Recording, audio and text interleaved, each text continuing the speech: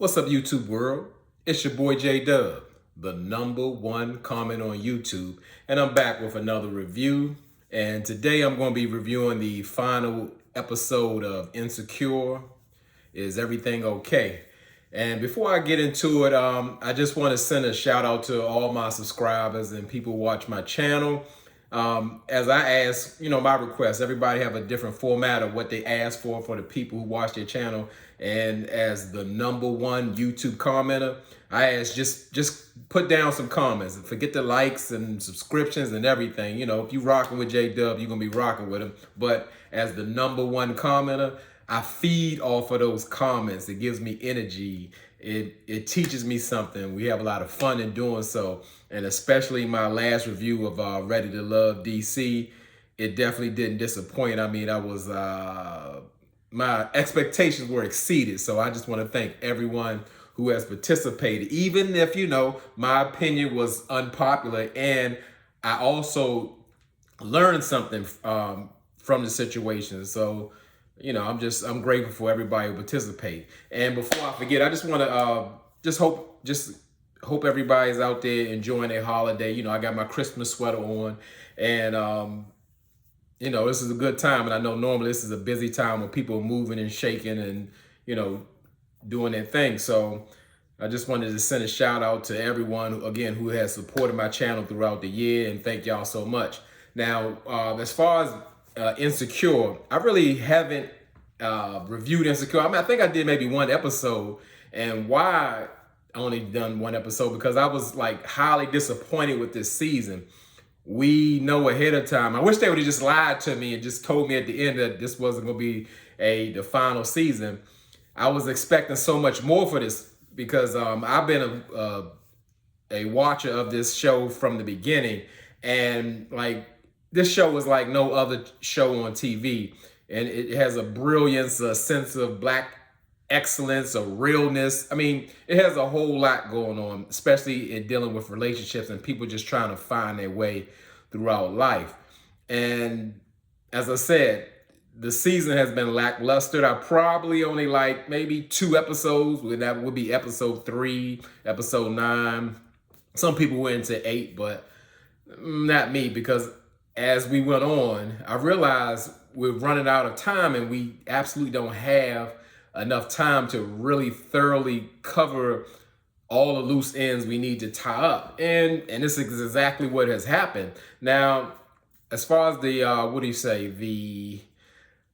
season finale, I was pretty much disappointed in it big time, because I was just expecting so much more for this season, and then we knew we didn't have enough time. But however, there were some bright spots in this episode, but it still left me wanting more. It still left me wanting to kind of change the things or the way this season has been formatted, because I feel like we've wasted a lot of time on a lot of different things. And well, let's just go ahead and get into the review. So we start out with Nathan, and him and Issa are, dealing with the aftermath of the party, from Tiffany's party, from leaving for Denver. And you can see Nathan he's feeling some type of way. And Issa is trying to, get with Nathan, trying to talk to him and try to feel him out. But she can see he's bothered. Pretty much Nathan is like, he's done with the process of them trying to be together. It's real toxic, and it's just not healthy for him. And rightfully so. I don't blame Nathan, because you could see and feel like Issa was still longing for more. And that longing, it was with Lawrence. And without saying it, you could see it.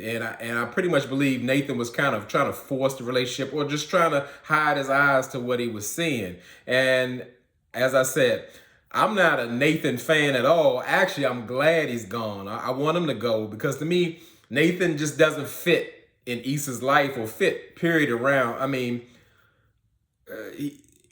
something's off. It's just, besides the issues with mental health, and this is no shots at anyone who's dealing with mental health, but anytime someone is dealing with or struggling with their mental health, they really need to focus on each other on themselves before they could focus on someone else, because it takes just for somebody who's, I guess, has a healthy mindset or going through a normal mindset to manage and deal with someone else's wants, needs, and shortcomings. So I get it, and I'm glad he's out. But as I said, he just doesn't fit. Even when he showed up to Tiffany party, everybody's like, pretty much looking nice together, and he comes in with a t-shirt and a open button up. I mean, it just is off. And with that struggle beard he got on, and again, no disrespect for those who have the struggle beards and all that, because yeah, everybody can't have that. But as a barber, I would think it would keep his appearance up a bit better. That's what I would say. And he was just, to me, he was more so awkward. And some people kind of came down on Nathan as far as like how insecure he was. But I believe, to me, Issa created those insecurities. And in a sense, he had some type of responsibility in that situation. Nathan very well knew Issa wasn't ready to be with him. When she actually like cried in his mouth the episodes back, she's still trying to go through it, and he just wasn't being honest with himself. So again, Nathan, I'm glad to see you gone.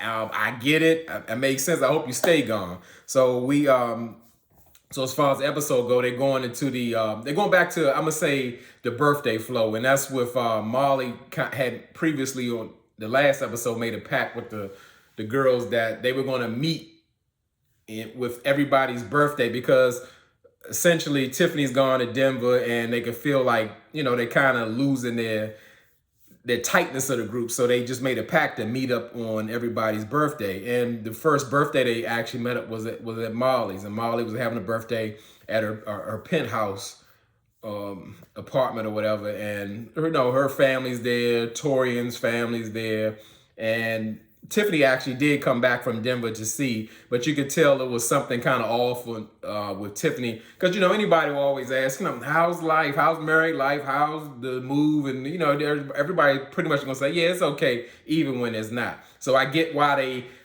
named the episode as Everything Is Okay, because sometimes people hide, and it really showed up, and you could really see the dynamic with Issa and Molly, where Issa was really supporting Molly through the process, because she was kind of nervous, because Molly is she gets nervous about, I guess, going through the steps in a relationship, because normally she hasn't had any real luck with them, so everything seems to be going well. And I kind of like and I don't like that method of going through the birthdays, because it's like we're flying through the episodes, but it's kind of a realistic view. When you get older, that time, it flies. Flies like that. The years go by. A day might be long, but a year go just like that. And I get that, that you want to, I guess, hook up and meet on a monumental time of everyone's birthday. So what? 4 people in the group, at least you'll get to see each other, 4 times a year. And I guess before I go any further, something that I've always wanted to say and felt very strongly about, as far as like going through the different birthdays, you would hear different birthday songs, and that's in credit of Raphael Sadiq. I guess he's the music director, and throughout all the years, like, the guy's like a musical genius. Like 90% of the time, you're gonna hear a song that you may have. It's not like a popular song, but it's so fitting to the situation on the screen, and he does a bang up job. Like, this show is a season finale. He should get so much work after this. He just did like a phenomenal job throughout each and every season. He never disappoints. It's always on. Like I said, a lot of the music just come out of left field or something that you've never heard of. So I had to say that, because he blows it out the water each and every time. So while at Issa's birthday in that meeting, and I saw like who was there, pretty much from the block, and Molly, Kelly, her brother, and all that going on. But I didn't see Tiffany. I'm starting to believe that little shade that Tiffany threw at Issa during her party, saying like, well, Issa, I love you, but there's no other person like you in my life. I don't really think she rocks with Issa like that, but that's just something I pick up. with this episode and everything, I'm a little more detailed and a little more hard on things. So I notice things and kind of critique things a little bit harder. So that's something that rubbed me the wrong way. And throughout the party, the whole episode, pretty much to me, it felt rushed. You could tell like we was rushing to the end or just trying to get somewhere, but it was failing. At the same time, we were speeding up and then like we were going backwards. Like when we were at Issa's party, and at the time she didn't have a man. It's like Molly's pushing her, like, she got to get some birthday D and all that. And I mean, to me, it reminded me like episode, the first season or whatever. I mean, like, not that people don't have needs, but I didn't see the growth because everybody's pretty much moving on to meaningful relationships or, upgrading their life. Why would we got to push that for Issa? Why don't we want something better for Issa, more meaningful? And then, I guess, speaking of meaningful in Issa terms, Nathan shows up at the party, and I didn't want to see Nathan. Again, I thought we were done with Nathan. I thought he moved on, and then he comes back as he does. And he's apologizing to Issa, saying that he said some things, and I can't tell if he didn't mean them, but he was just saying whatever he was saying, it came from a place of hurt. And Issa seems to be receptive and touched by it. And I can say throughout everything, Issa's like the most awkward person in the world. She's a hilarious at times, but I mean, like in just regular life on the screen, of course, not Issa, because obviously she's a genius and HBO's presented her with this opportunity. But I mean, on this show, I mean, every situation got to be awkward. And her meeting up with Nathan at her party it wasn't short of that. But I'm so glad that it was just a show of support, because I didn't want her and Nathan to kind of reconnect in that sense, because they're not for each other. They're not right. Because originally, I would say Nathan met Issa at a time where I guess both of them were in need of something and they had like a connection at that moment, but it wasn't something really to build on as far as a long-term relationship. And in the sense of that, Nathan again was and is like has been dealing with the his depression. He's prone to that. So at the same time, in this situation, it was right for him to leave. That was the best thing for him to do. But that was kind of Nathan's MO. When stuff got hot or thick, Nathan's out. He'll disappear on you. And that's just something that you wouldn't want to do in a relationship. You would hurt the person too bad. You would damage it probably beyond repair. So I'm just so glad that they didn't get back together. But again, Issa's going to make it so awkward, and I want them to get away from each other. I hope that's the last. Of course, it's the last time we see Nathan, because it's the end of the season forever. But we go to Tiffany's birthday, and everybody came out to Denver. And again, this is where, to me, Issa's writing shows up. Like, she can illustrate real life, which I love in doing so, because it shows like Tiffany is in Denver. Of course, the cost of living is different from that of LA, and she's got this beautiful home. Everything looks wonderful. She's living well, doing well, but she's not happy. Tiffany is also one who suffers from depression or postpartum depression as well. But rightfully so, you can see that real fact of life remains for people who've like upgraded or made it, like material items, big cars, big homes, all those type of things. They don't make you happy. And once you obtain them, it's just like, okay, I got them, now what? And it really shows up for Tiffany. Some people come off like maybe like she's ungrateful, but Tiffany's not fulfilled. She doesn't have a job out there, and she doesn't have any friends out in Denver. And she also is dealing with her daughter, okay, living in a affluent neighborhood, but like she's in a school where she's the only black child. And sometimes that kind of, that really complicates things. And as I said, it looks like Tiffany's life is perfect, but to her, it's far from perfect. And I totally got that, because that's just like in real life.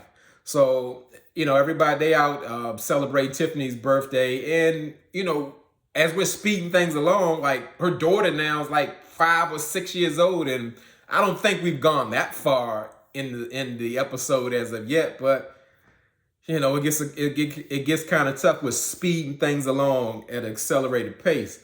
And we see Molly and Issa then inside Tiffany's house talking, and Issa happens to pick up a picture of Lawrence with his son and you know the other fellas with their sons, and it kind of takes her back. And it shows that Issa's still feeling a type of way about Lawrence, which we already knew, but it's always like, you know, she was trying to get over Lawrence, so people was encouraging her to do so. The same way like Molly was just like, no, just, you know, pretty much for what, or stay away. And again, I thought that was another life lesson. So now Molly has flipped the switch and seeing like, hey, picking up on Issa's vibe and looking at that picture with Lawrence, like, well, you know, if you still feeling some kind of way, maybe you should like reach out. And Issa surprised, like, well, you know, first she was like, why would I do that? And all those things. Like I said, this show was like full of realism and life lessons. So Issa was really listening to Molly's advice, and now her advice has switched. When deep down inside, Issa already knew she wanted to be with Lawrence, but she felt like she couldn't because of him having a baby with Condola will complicate things so much. But because of the advice of Molly, that kind of swayed her. And what I don't like, or again, what is so real in life, like this whole show or season or this episode is like full of lessons. When you're dependent on someone so much to kind of advise you the way to go, it's like you lose your own voice, or you lose the confidence to make choices on yourself. In real life, with everyone, I don't care how close you are to somebody, whether it's your mother, your father, your sister, your best friend, whatever the case may be, there's no one who really knows the ins and out of you all the way. Meaning you have something within yourself, maybe you haven't been able to share or preferred not to. Only you really know what you want out of life or what's good for you, no matter how it looks. And that's why I said so many times, like throughout the season and getting in the comments with people, it's like, I just wanted Issa to try. I call it probationary period. Put Lawrence on probation, try the relationship out, make no promises, see if it works and see if it fits. And that way you won't have the regrets of thinking about what if or what if or what if. So Issa's now doubting herself again and saying like, wow, Molly told me that it's okay now to go pursue Lawrence or whatever. And now I'm going to do that. I just I wasn't feeling that. And I can just put that on Issa, because you got everything you got everything you need inside to trust yourself. And whatever, you can handle anything in life. Now it's like coming from a child to an adult, people in your life are actually supposed to, I'm gonna say, consult with you. And in some cases, people's parents are their biggest consultants. They give you the information, you decipher the information, you take it in, see what you can work or what you can apply. You might use all of it, you might use some of it, you might not use none of it all. But at the end of the day, it's your life and the decision is up to you. But we get all focused on that on the show, and Molly gets a call from her brother and finds out that pretty much her mother's passed away, and Issa's again supports her, catches her, and she's going through it. And then now we speed along throughout that, and I'm like, this is going too fast, this is going too much, because again, they made Molly's mother's illness a part of the story, but then like she's passed and then we don't get to see anything. And that really bothers me. It's the same thing with the way the show was going with Lawrence and Issa. Throughout the season, or this season, we were just like wasting time. We would get into other characters like Nathan or things of that nature, and we never got into the meat of things. And that really bothers me a whole lot, because we don't get to see like Issa and Lawrence actually come back together. We don't get to see Issa and Lawrence like tell each other how about they miss each other and what happens in their life, or dealing with different situations that they would deal with, like meeting up with Condola or co-parenting, or any of those things. And it feels like we just losing time. And that's why you just like, oh, don't let the episode go off yet. We still got some other things to go. We got it. And then, even though we go even into like Kelly's birthday, we see like now she's pregnant with the guy like she had brought to Molly's birthday party.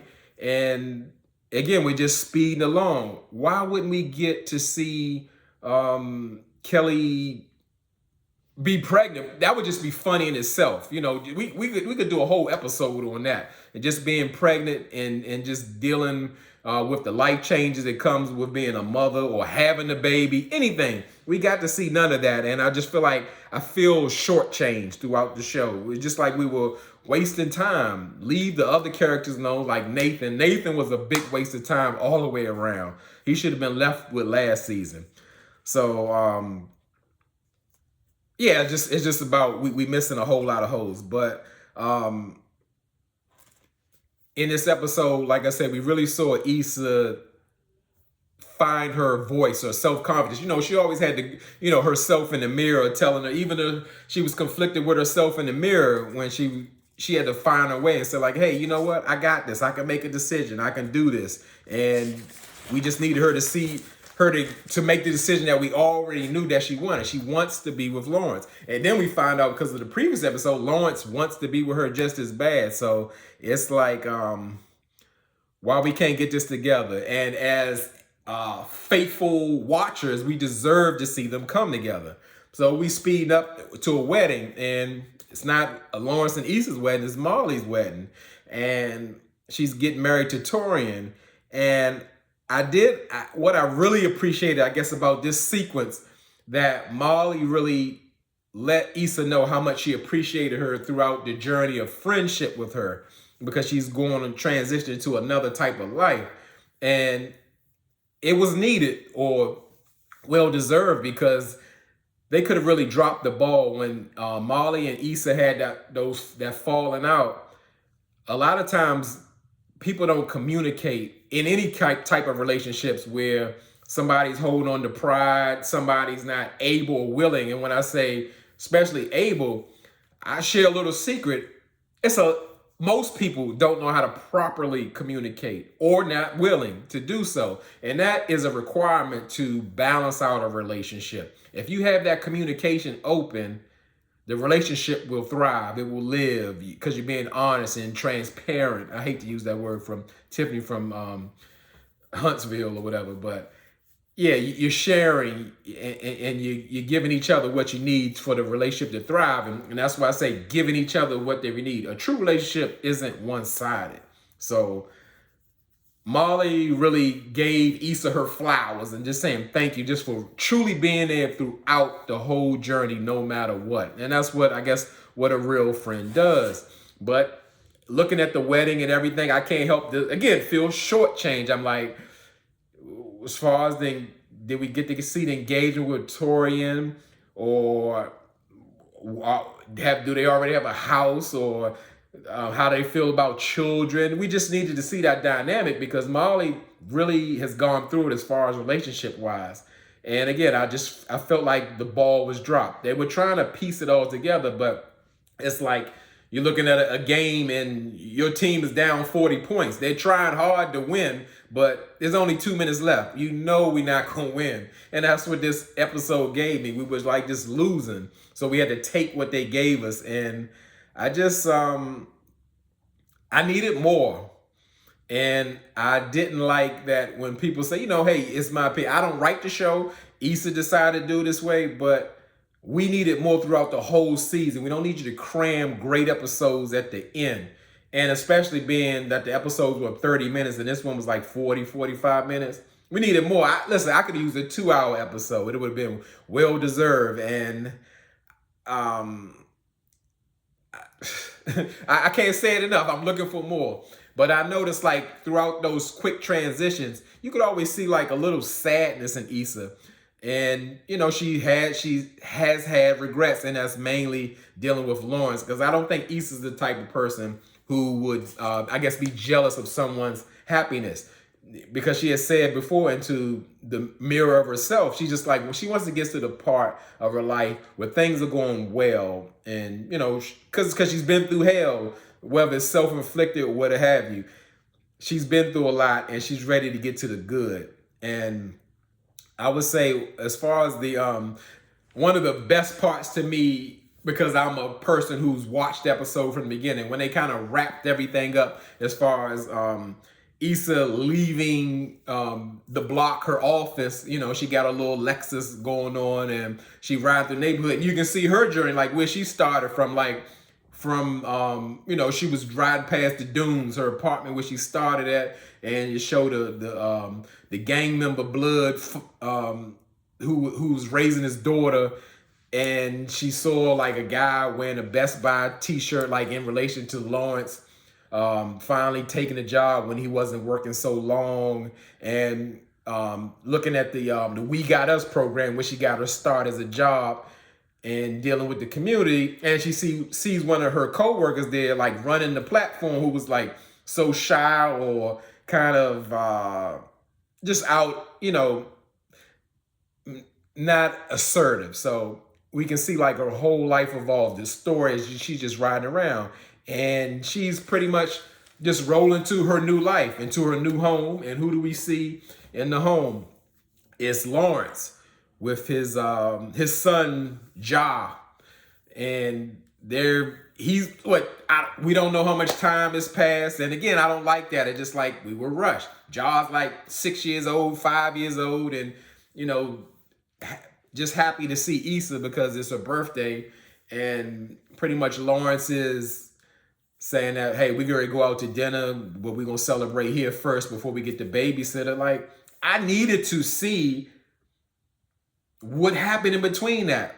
How does Condola feel, or what was that like, of knowing that Lawrence has chosen Issa and dealing with her son, how reactive that was? Were there any hiccups going on?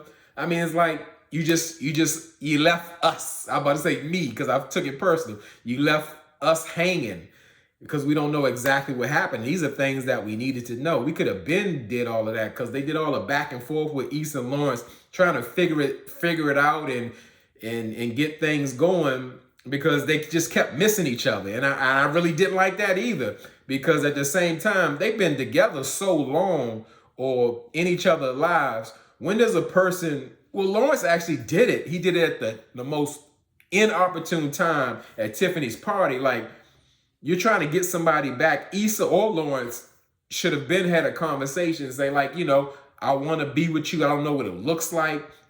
And when we get to the end where Issa is saying, like, I don't know if we're going to work, but I'm willing to see. And that's all it would have ever took. I don't make any promises. You got Lawrence has a situation where it may be kind of difficult to move forward, but let's give it a try. But why couldn't we see that earlier? Because we needed more. We needed more. I must just stop saying it and just end it right there. So as I said, we call it what a lot of people call it, a bittersweet. I hate to see it go, but it was like watching a sick pet just decline, and you got to put them down. And it was terrible. It was awful, because this show is special to me. And I didn't appreciate how they went out with it. We could have done so much better with this, because again, Insecure is a brilliant, brilliant show, and we expect more. We expect that high level of a show, and to me, it didn't thoroughly bring it. I would have liked to have done more. So again, this is more of a reaction, more of a thorough review like I normally do. So I'm trying something new with the suggestion of some of our subscribers, and it's still kind of taking me out of my format a little bit, but I kind of like it too, because it's not as much work or detail, but me giving more of my opinion of what goes on. So again, as I say, I thank y'all for supporting J-Dub, the #1 commenter. I can't do this without y'all. Y'all could be anywhere in this YouTube world, but you're here with me. I really appreciate it, and I really mean it.